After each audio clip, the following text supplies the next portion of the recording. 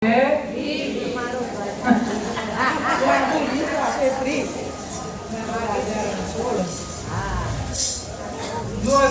ભાત શાક રોટલી પાપડ મીઠાઈ પકવાન કચુંબર રાયતું બધું જ આપણી થાળીમાં હોય તોય આપણને કંઈક ઓછું લાગે. બોલો શું ઓછું લાગે? બોલો ના પાપડ તો બોલી અથાણું પણ બોલ્યું આવી જાવ કારણ કે બહેનો અથાણું બહુ ભાવે. આખી થાળી ભરેલી હોય બધું હોય તો કે અથાણું નથી. અરે પ્રેમીલા બેન અથાણું બહુ ભાવતું હશે એટલે બોલ્યા અથાણું. એમનો અથાણા પર બહુ પ્રેમ એટલે જ બોલ્યા.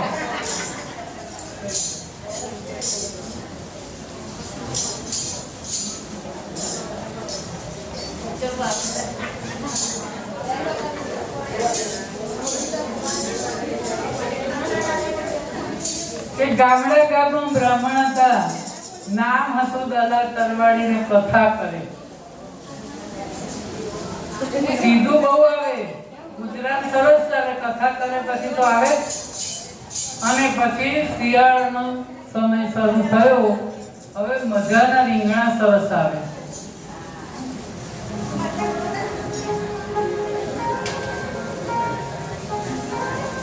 દલાલ તરવાડીના ઘરવાળાને રીંગણાનું શાક ખાવાનું મન થયું. બ્રાહ્મણ સાંભળો તો, મને તો રીંગણાનું શાક ખાવાનું બહુ મન થયું. મને બહુ જ ભાવે રીંગણાનું શાક. અને રીંગણાનું શાક સીઝનમાં આવે ને ત્યારે શાક બનાવીને ખાધે. પણ હવે કઈ સીઝનમાં રીંગણા તો આપે નહીં. ચતુર્માસ ચાલતો હતો. ચતુર્માસમાં જે ચતુર્માસ કરે ને બેનો રીંગણા નથી ખાતા, એટલે કોઈ રીંગણા લઈને આવે નહીં. પણ બહુ મોંઘા છે અત્યારે તો જો, એટલે રીંગણા આવે ને આપણે એમાં સીધામાં તાતું ખાજે. પત્ની બોલી ગામના વસરામ ભુવા છે ને એમણે આ સાલ રીંગણા ખેતરમાં કર્યા છે ને એવા સરસ મીઠા છે, તો 2-4 માગી લાવજો ને કાલે. આ વાત દલાલ તરવાડીને શીરાની જેમ ઉતરી ગઈ. બીજા દિવસે દિશાએ ગયા, જોડી લઈને ગયા અને વસરાના ખેતરમાં બેઠા. કામ પતાવી વાડીમાં જોયું કોઈ દેખાયું નહીં. કોને પૂછવું, કોઈ છે તો નહીં. આમ તેમ જોયું, પૂછ્યા વિના લઈએ તો પાપ લાગે. કોઈ પૂછવું તો પડે ને. કોકના ઘેરથી મીઠા લીમડાની ડાળી તોડીએ ને તો પૂછું બેનો લીમડો લઉં છું. સરસ રીંગણાનું શાક ખાવા મળે તો મજા પડી જાય એવું કહેતી હતી એની પત્ની. અને હવે અહીંયા હું કોને પૂછું? બુદ્ધિ વાપરી અને બોલ્યા, વાડી રે વાડી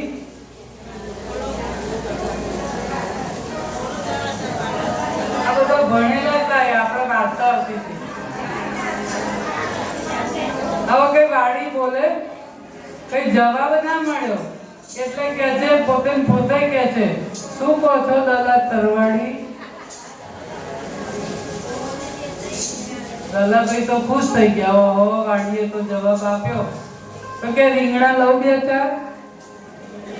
પોતે બોલ્યા, લોનો 10-12 રીંગણા મેળવી લીધા. ઘેર આયા શાક બનાવી. એવી મજા આવી. કારણ કે મફતનું ખાવા મળે ને બહુ મજા આવે.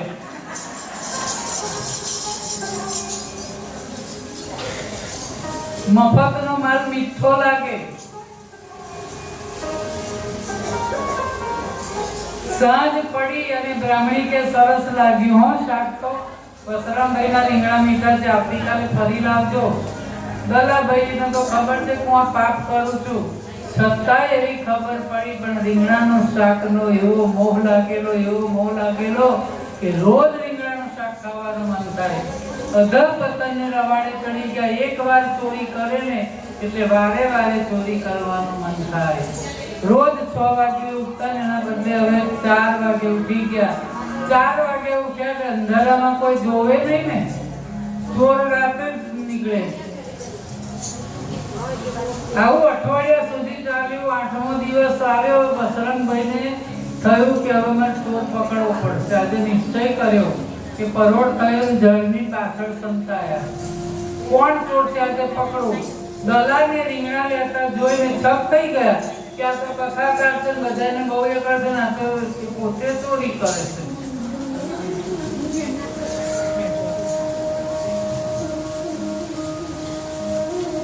ફટાફટ રીંગણા ભરતા જોયા, પાછળથી ગોતી પકડી પારેડવાની જેમ ધ્રુજવા લાગ્યા છે.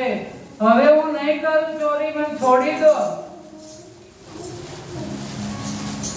પણ એમનું સાંભળ્યા વિના દોયડા વડે બાંધ્યા, કુવા જોડે લઈ ગયા અને એમણે જે રીત હતી એ જ અજમાઈ.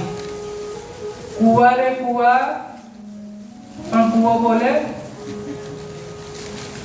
એ જાતે બોલ્યા. શું કહો છો વસરામભાઈ ભુવા?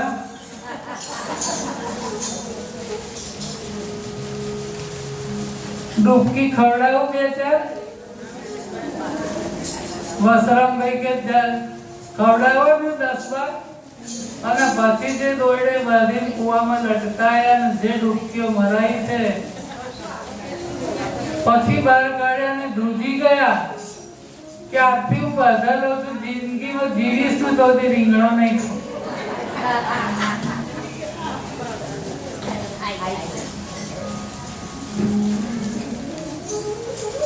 તો જો મનનું કયું માન્યું ને તો આ દલાભાઈ જેવી દશા થશે. એટલે મનનું કયું માનવાનું નહીં. રીંગણા માગે તો નહીં ચાલવાના, ભરેલા માગે તોય નહીં, સમારેલા માગે તોય નહીં. નહીં એટલે નહીં.